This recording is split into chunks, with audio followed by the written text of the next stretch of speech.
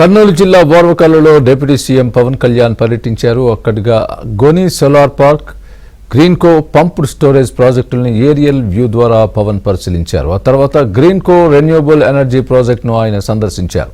Project నిర్మాణ పనుల వివరాలను ఇంజనీర్లను అడిగి తెలుసుకున్నారు. అనంతరం పవన్ మీడియాతో మాట్లాడుతున్నారు. ఇప్పుడు లైవ్ చూద్దాం. ఇది 12,000 మెగావాట్లు ఇది ఆపరేషన్.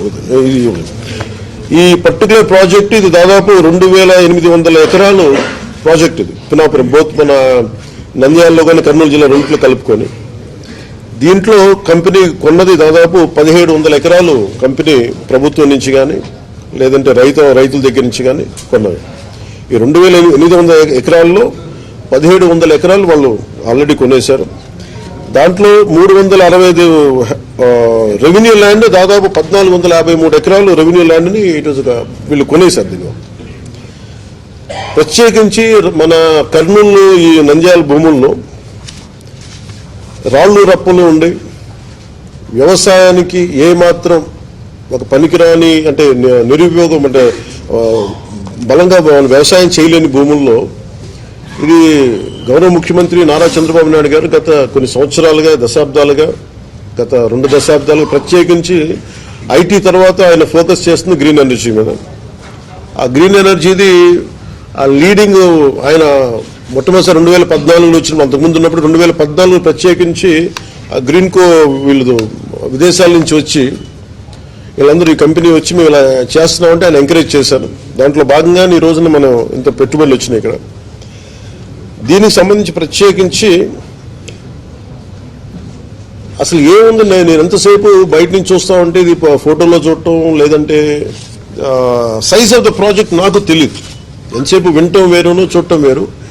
ఇది చాలా ఒక రాష్ట్రానికే దేశానికే చాలా ప్రతిష్టాత్మకమైన ప్రాజెక్ట్. ఇది ఇండియాలో హైడ్రోనికల్ మనకి వాటర్ మనకి నీటిని వాడుకొని అలాగే గాలిని వాడుతూ అలాగే సోలార్ని వాడుతూ అన్నింటిని మిళితం చేసి ఒక ఇంటిగ్రేటెడ్ ప్రాజెక్ట్ ఇప్పటివరకు ఇండియాలో లేదు. ఫస్ట్ ఆఫ్ ఇట్స్ కైండ్ అది. ఇది ఆపరేషన్కి వచ్చేసింది. ముఖ్యంగా గ్రీన్కో కంపెనీ వాళ్ళ హెడ్ ఉంటారు ఇప్పుడు. అంటే ఈయన చాలా చిన్న స్థాయి నుంచి వచ్చిన వ్యక్తి. ఈయన ఒక విద్యార్థిగా స్టార్ట్ అయ్యి మన యూకే లాంటి చోట్ల పనిచేస్తూ ఆయన విజన్ ఈ రోజున దాదాపు భారతదేశానికి 2.5 లక్షల కోట్లు పెట్టుబడి తీసుకురాగలిగారు ఆయన ఈ రోజు. సో మేము ఇన్వెస్ట్మెంట్ ఫ్రెండ్లీ అన్న కంపెనీ అంటే ప్రభుత్వం అనే ప్రాసెస్లో ఇది ఒక మేజర్ ఒక ఇష్యూ ఏమొచ్చిందంటే 365 ఎకరాలు చిన్న ఇష్యూ ఉంది between revenue వాళ్ళదేను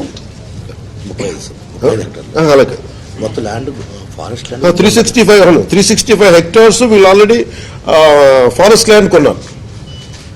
central government permission ఇచ్చింది. 365 హెక్టార్లు ఫారెస్ట్ ల్యాండ్ కొంటే దానికి నేను మొన్న రివ్యూలన్నీ చూస్తున్నప్పుడు ఫారెస్ట్ డిపార్ట్మెంట్ రివ్యూస్ చూస్తున్నప్పుడు కూడా దానికి అంటే మనం ఉదాహరణకి ఒక ప్రాజెక్ట్ కోసం నేను ఎక్కువ సంతకాలు పెట్టినది ఫారెస్ట్ డిపార్ట్మెంట్లో.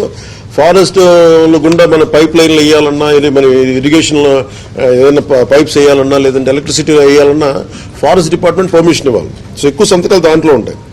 ఒకసారి ఇంక్లూడింగ్ గవర్నమెంట్ డిపార్ట్మెంట్ ఏదైనా సరే నేను ఒక 2 ఎకరాలు మేము ఒక చిన్నపాటి ఒక అడుగు తీసుకున్నా కానీ ఇంకో అడుగు వేరే చోట ఇవ్వాలి. ఇది చాలా ప్రత్యేకించి ఉంటుంది. అంటే కాంపెన్సేటరీ యాక్ట్ ఉంటుంది. అంటే మీరు ఒక ఎకరం ఫారెస్ట్ని మేము మీకు పబ్లిక్ అవసరాలకు కానీ పారిశ్రామిక అవసరాలకు కానీ మనం ఇస్తే ఎగ్జాక్ట్ ఇంకా ఒక 1 ఏకర్ ఫారెస్ట్ కొని ఇవ్వాలి ఇక్కడ. సో వీళ్ళు ప్రత్యేకించి 365 హెక్టార్లో ఫారెస్ట్ అవసరం ఉందనేది కేంద్ర ప్రభుత్వానికి తెలియజేసినప్పుడు ఇవన్నీ స్టేట్ల పరివీ కింద రావు. ఇది కేంద్ర ప్రభుత్వం ఇవ్వాల్సింది ఇవన్నీ. సో కేంద్ర ప్రభుత్వం ఆ రోజున 365 హెక్టార్లు వాళ్ళకి ఇచ్చారు. దానికి కాంపెన్సేటరీగా 365 హెక్టార్లు గ్రీన్కో కంపెనీ ఆల్రెడీ నెల్లూరులో వాళ్ళకి కాంపెన్సేటరీ ఫారెస్ట్ ఇచ్చారు. అది 36 కోట్లు పెట్టుబడి పెట్టి ఖర్చు పెట్టి వాళ్ళకి ఇచ్చేసారు.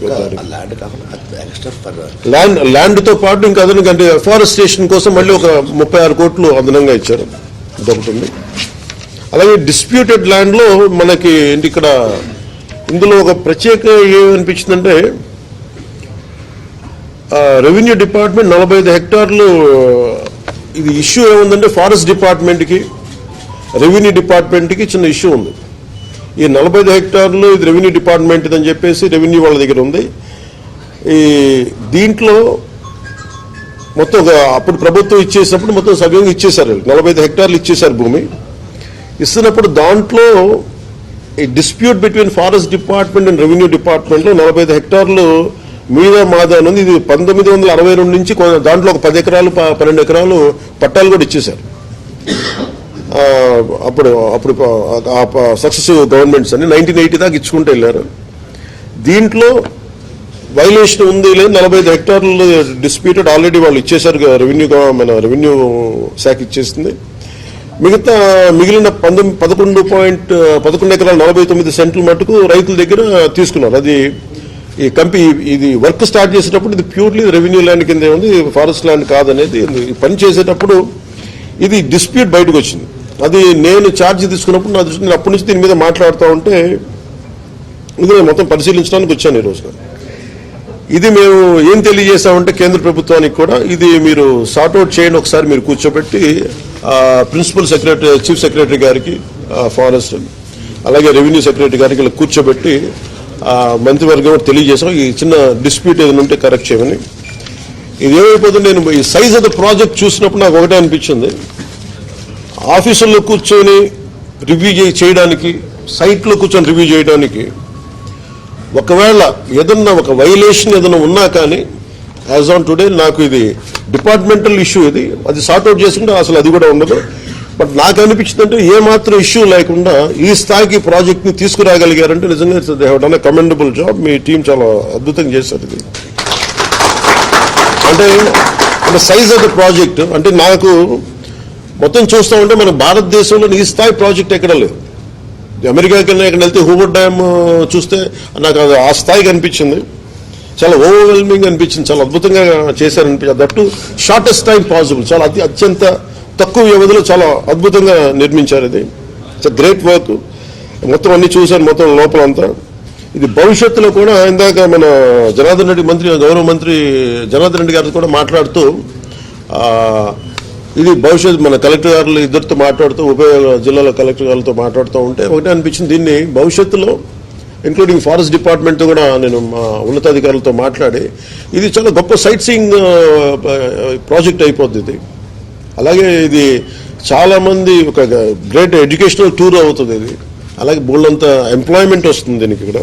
సో వీటన్నిటిని మనస్ఫూర్తిగా చూసి 1-2 వైలేషన్స్ అయినా ఉన్నాయి, ఒకళ్ళ దృష్టిలో ఏదైనా ఇవన్నీ చేసినా కానీ సార్ట్అవుట్ చేయకపోతే ఖచ్చితంగా వీళ్ళకి సహకరించాల్సిన అవసరం ఉంది. మ్యాగ్నానిమిటీ ఆఫ్ దీన్ని ఈ ప్రాజెక్ట్ తాలూకు సైజ్ అలాంటి ప్రాజెక్ట్ ఇది.